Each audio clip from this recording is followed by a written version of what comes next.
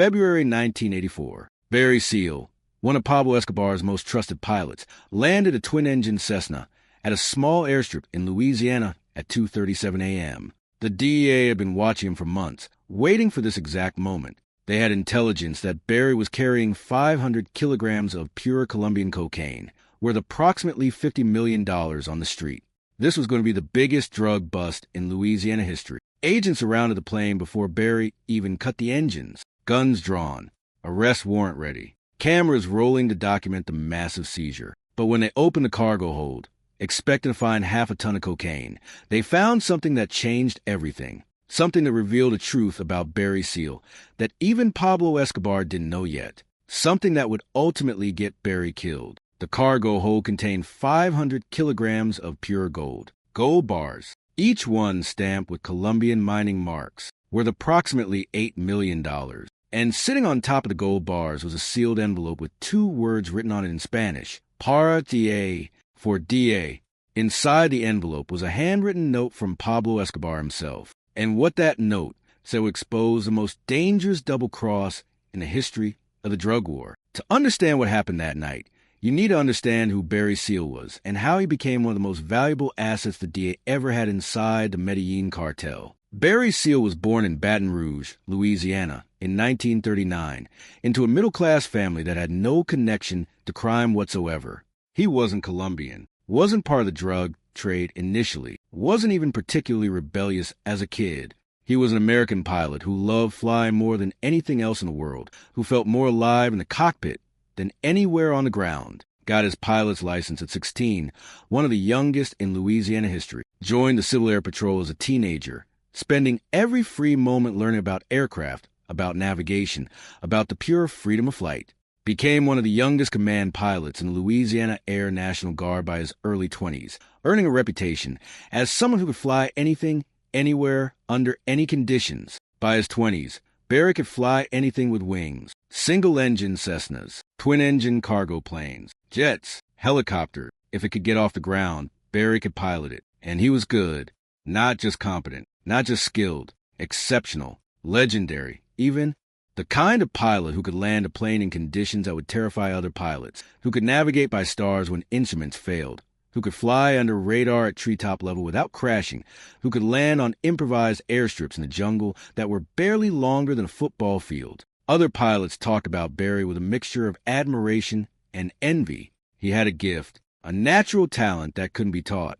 But Barry had 2 fundamental problems that would define his life and ultimately lead to his death. He was addicted to adrenaline, and he was addicted to money. Legal flying, even as a commercial pilot for TWA, which he did for several years, was boring and didn't pay enough to satisfy either addiction. Following flight plans, landing at proper airport, following regulations. It was safe, predictable, mundane. And the salary, while decent, wasn't enough for the lifestyle Barry wanted. He wanted excitement. He wanted risk. He wanted to feel his heart pounding. And he wanted to be rich. So in the early 1970s, Barry started smuggling on the side while still working as a commercial pilot. Small stuff at first, testing the waters, contraband cigarettes from one state to another to avoid taxes, stolen electronics, watches, things that were illegal but not particularly dangerous. Then marijuana, flying loads from Mexico to Louisiana, making more money in one night than he made in a month as a legitimate pilot. And Barry was good at it. Better than good. Never got caught. Never crashed. Never even had a close call. He was too skilled, too careful, too smart. He planned every flight meticulously, studied weather patterns, memorized radar coverage, knew exactly where to fly and when to fly to avoid detection. And he built a reputation in the smuggling world as the best pilot you could hire. Reliable, professional, worth every dollar. By 1978, Barry had graduated to cocaine. The money was exponentially better. A single flight could net him $100,000 or more, and that's when he caught the attention of the Medellin cartel. Pablo Escobar's organization was looking for American pilots who could fly cocaine from Colombia to the United States. Pilots who knew American airspace, who could avoid radar, who could land at small airstrips without attracting attention. Barry Seal was perfect. In 1979, Pablo's people approached Barry with an offer. Fly for the Medellin cartel exclusively, make more money than he'd ever imagined, become part of the most powerful drug organization in the world? Barry said yes. And for the next 4 years, he became one of Pablo Escobar's most valuable assets, flying massive loads of cocaine from Colombia to the United States, sometimes 500 kilograms at a time, sometimes more, making millions of dollars, living a life of luxury, houses, cars, boats, everything money could buy. And Pablo trusted him more than he trusted most of his Colombian pilots, because Barry was American, because he knew the routes, because he never got caught, because he was the best. But in 1983, Barry's luck ran out. The DEA finally caught him, not in the air, on the ground, with enough evidence to put him in prison for life. Multiple counts of drug trafficking, conspiracy, money laundering. Barry was looking at spending the rest of his life in a federal prison. He was 44 years old, had a wife, had children, and he made a decision that would save his life and doom him at the same time. He agreed to become an informant for the DEA. The deal was simple. Barry would continue flying for Pablo Escobar, would continue to be trusted, but now he'd be working for the DEA, would wear wires, would document everything, would provide intelligence about the Medellin cartel's operations, about Pablo's organization, about shipment routes and schedule. In exchange, the DEA would drop the charges, would give him immunity, would protect him. It was a deal of a lifetime, and Barry took it. For the next year, Barry Seal became the most valuable informant the DEA had ever had inside the Medellin cartel. He provided intelligence that led to dozens of arrests, documented Pablo's operations, recorded conversations, took photographs. And Pablo never suspected a thing, never knew that his trusted American pilot was betraying him with every flight, documenting everything, feeding information to the very people trying to destroy the cartel. But Barry had a problem. The DEA wanted more than just intelligence. They wanted a major bust, something that would make headlines, something that would justify the immunity deal they'd given Barry. So they came up with a plan. Barry would tell Pablo he had a new route, a safer route, flying directly into Louisiana instead of the usual drop points in Florida. Pablo agreed, trusted Barry completely, and they scheduled a flight for February 1984. 500 kilograms of cocaine, the biggest single shipment Barry had ever flown. But Barry had his own plan. A plan he hadn't told the DEA about. A plan he'd been developing in secret for weeks. A plan that was either brilliant or suicidal, depending on how you looked at it, depending on whether it worked or got him killed. Because Barry had realized something that the DEA hadn't considered, something that kept him awake at night. If he delivered 500 kilograms of cocaine to the DEA as planned, Pablo would eventually know he'd been caught, would eventually learn that a massive shipment had been seized in Louisiana, would know the DEA had the shipment, would start investigating how it happened, would start suspecting that someone had talked, that someone had betrayed him, and Barry would be the obvious suspect, the American pilot who'd suggested the new route, the pilot who'd been flying that specific shipment, the pilot who'd been there when it was seized. And Pablo Escobar didn't forgive betrayal, ever. Didn't matter if you'd worked for him for years. Didn't matter if you'd made him millions. Didn't matter if you had a good excuse. Betrayal meant death. Always. So Barry needed a way to deliver intelligence to the DEA, to fulfill his end of the deal and avoid prison, without Pablo knowing he'd been caught, without Pablo suspecting Barry had turned informant. He needed Pablo to think the seizure was just bad luck, just one of those things that happened in the drug trade, not evidence of betrayal. So Barry came up with a plan that was audacious and insane in equal measure, a plan that required nerves of steel and perfect execution. He would swap the cocaine for gold, would load 500 kilograms of gold onto the plane instead of cocaine. Gold that he'd purchased over several months using money he'd saved from his smuggling years, money he'd hidden from the DEA, money that represented his entire life saving. Gold that was worth a fraction of what the cocaine was worth, 8 million versus 50 million, but enough to be valuable, enough to make the shipment look real. And he'd include a note supposedly from Pablo Escobar to the DEA. A note that would make it look like Pablo was playing a game, was taunting the DEA, was showing them he was smarter than they were, that he'd discovered their operation, and was mocking them for it. Barry loaded the gold onto the plane in Colombia, at a remote airstrip controlled by the cartel, telling Pablo's people that he was carrying cocaine as planned, that everything was on schedule. They didn't check the cargo. Why would they? Barry had been flying for Pablo for years, had completed dozens of successful runs, had never given them any reason to doubt him, was trusted completely, was practically family. And Barry flew to Louisiana, his heart pounding the entire flight, knowing that if anyone discovered what he'd done, if Pablo's people had checked the cargo, if anything went wrong, he was dead. But nothing went wrong. Barry landed at the predetermined airstrip at 2:37 a.m., exactly as planned, cut the engines, and waited for the DEA to arrive and discover what he'd done. When the DEA agents opened the cargo hold and found gold instead of cocaine, they were confused, angry. This wasn't what they'd planned. This wasn't the major bust they'd been promised. But then they found the note. The envelope marked Para DA, and inside, a handwritten note in Spanish that read, "Gentlemen of the DEA, I hope you enjoy this gift. You've been chasing shadows while I've been building an empire. This gold is worth $8 million. The cocaine you were expecting is worth $50 million. I have chosen to send you the gold instead because I want you to understand something. I'm always 3 steps ahead of you. You think you know my routes. You think you know my pilots. You think you can catch me. But you cannot. This gold is proof. Your informant told you there would be cocaine. There is no cocaine. There's only gold in this message. I am Pablo Escobar, and I am untouchable. Enjoy your gold." The DEA agents read the note and realized what happened, or at least what they thought had happened. They thought Pablo had discovered their operation, had discovered that Barry was working for them, had sent gold instead of cocaine, as a message, as a taunt, as proof that he knew everything. And if Pablo knew Barry was an informant, then Barry was as good as dead. They arrested Barry anyway. Had to. Couldn't let him go without making it look real. But they were panicking. Because if Pablo knew, if this was Pablo's message, then their entire operation was compromised. And Barry Seal, their most valuable informant, was going to be killed the moment he set foot back in Colombia.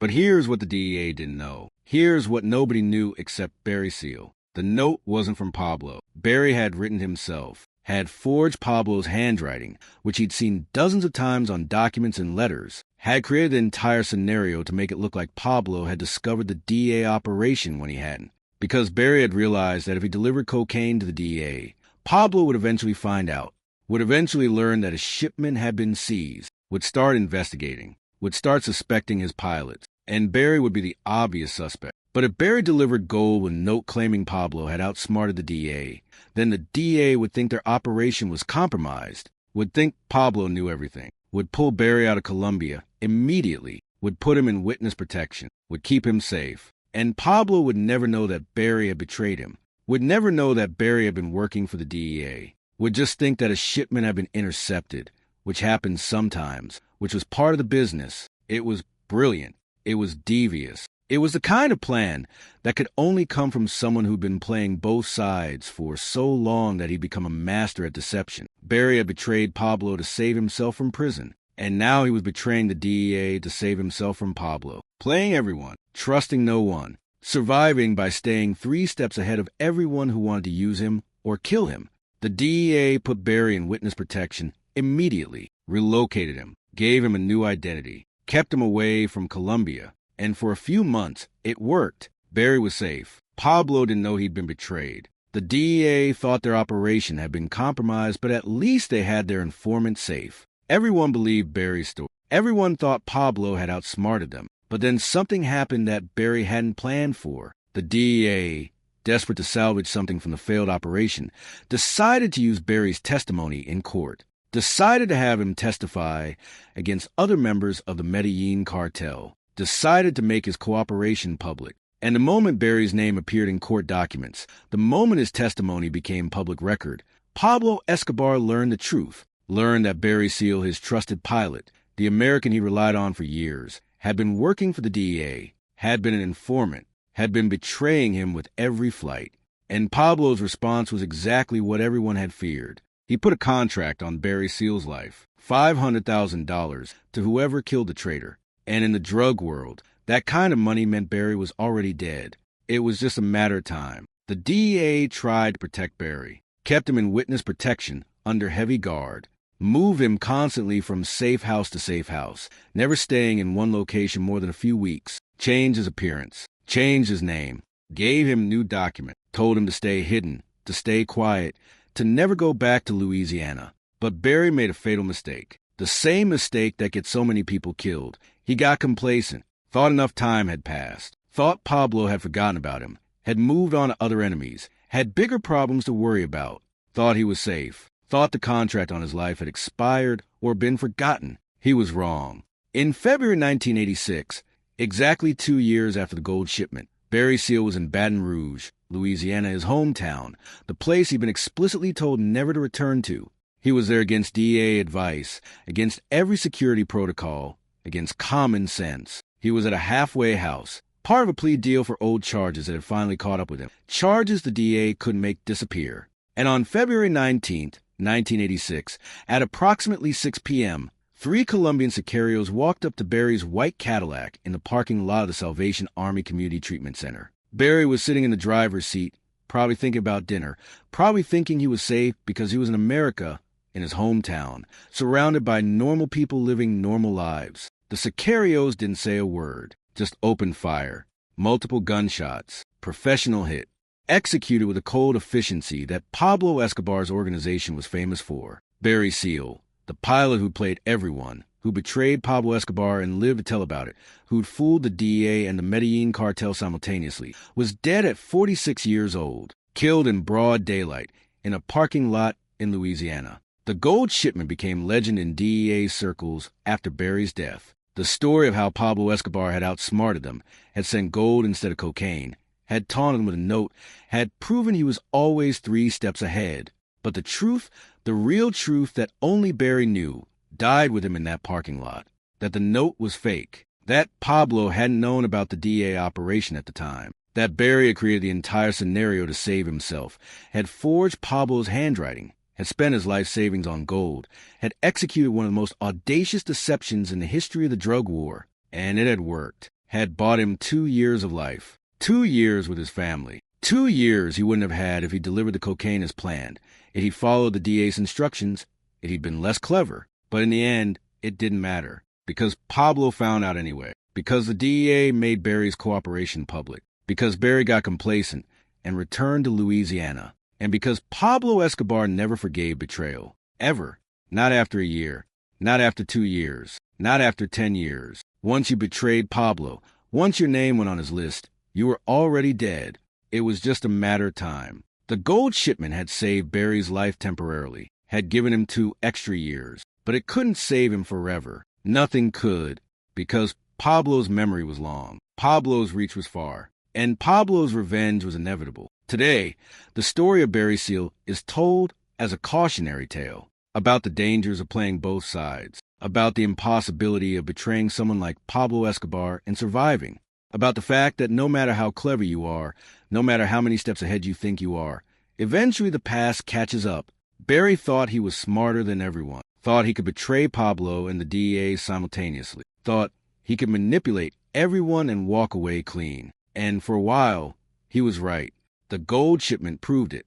He'd fooled everyone. But in the end, he was just another body, just another person who'd underestimated Pablo Escobar's reach and paid the ultimate price. The gold bars from that shipment were eventually sold at auction. The money went to the federal government. The note, the fake note that Barry had written pretending to be Pablo, was kept as evidence and is now in the DEA archive somewhere, a reminder of one of the strangest operations in the history of the drug war. And Barry Seal's story became a movie, became a legend, became a warning to anyone who thinks they can play both sides and survive. But the real lesson isn't about Barry. It's about Pablo, about the fact that Pablo Escobar's reach extended everywhere, that betraying him meant death, no matter where you ran, no matter how well you hid, no matter how much time passed. Barry Seal bought himself 2 years with his clever gold shipment plan. 2 years of life. But Pablo's memory was longer. Pablo's reach was farther. And Pablo's revenge was inevitable. That's the real story of the gold shipment. Not that Pablo outsmarted the DEA, but that even when someone outsmarted Pablo, even when someone fooled him completely, it didn't matter in the end, because Pablo always found out, and Pablo never forgave.